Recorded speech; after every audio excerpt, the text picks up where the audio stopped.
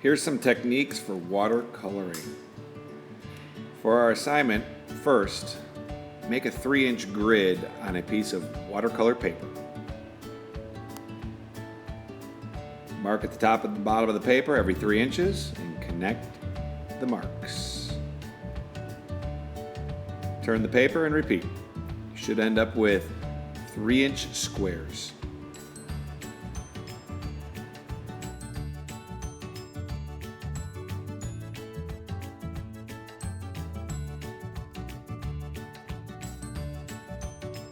Before beginning your assignment, make sure to clean off the plastic tray of any paints. Use a wet paper towel. You're going to use this tray to mix up colors before applying them to your white paper. Our first technique is called wash. You're going to want a 1-inch wide flat brush. First thing you're going to do is paint the paper with just clear water.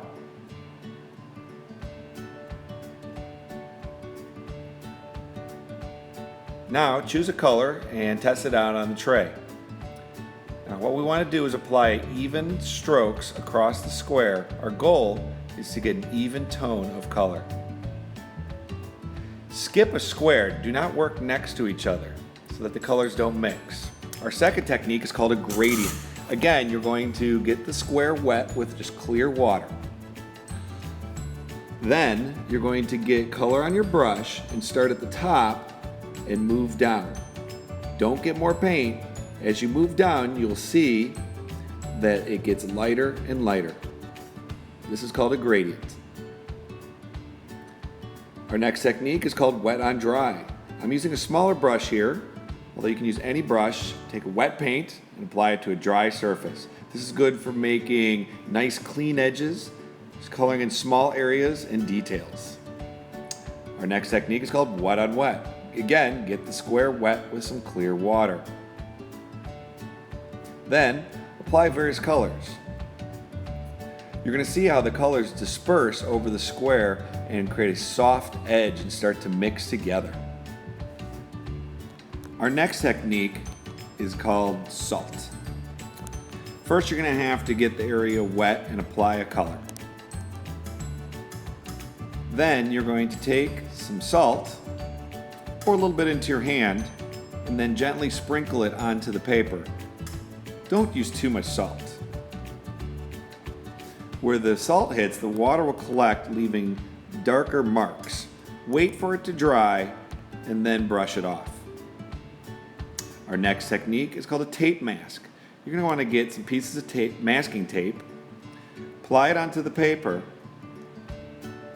Make sure you push that down really hard so that no water is going to get under the tape.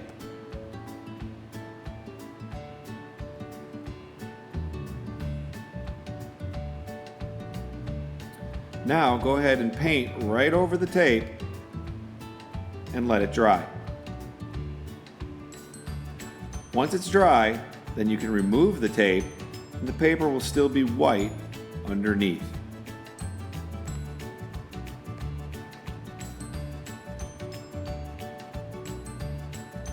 Our next technique is called dry brush. I'm going to use a smaller brush for this, and make sure you dry your brush off.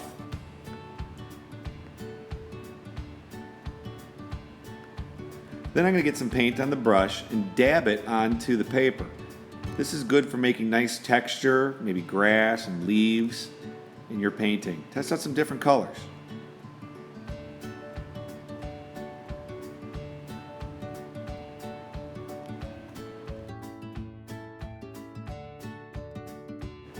Our next technique is called crayon resist. You're going to take a crayon, I prefer to use a white crayon, and draw on your paper. Make sure you press hard. Then go ahead and color over. Now wherever there was crayon, the watercolor won't stick because of the wax.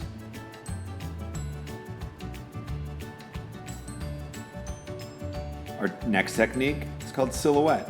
You're going to have to paint a color on and then let it dry.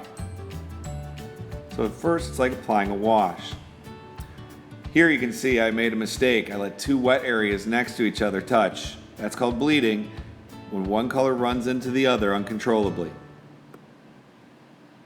You can try and fix it with a paper towel to some degree. You can see later, after it dries, you can paint black right over the color to create a silhouette effect.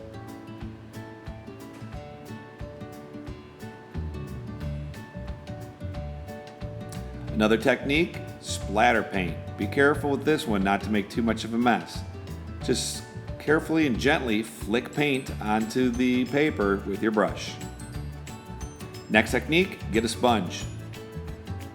Get some paint on the sponge and dab it onto your paper. This makes a nice dappled effect. Try some different colors on top of each other to enhance the look.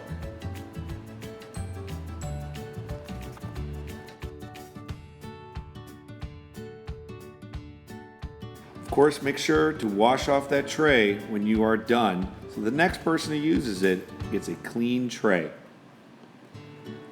And of course, don't forget to put your name on your project, and also place your project on the drying rack at the end of the period.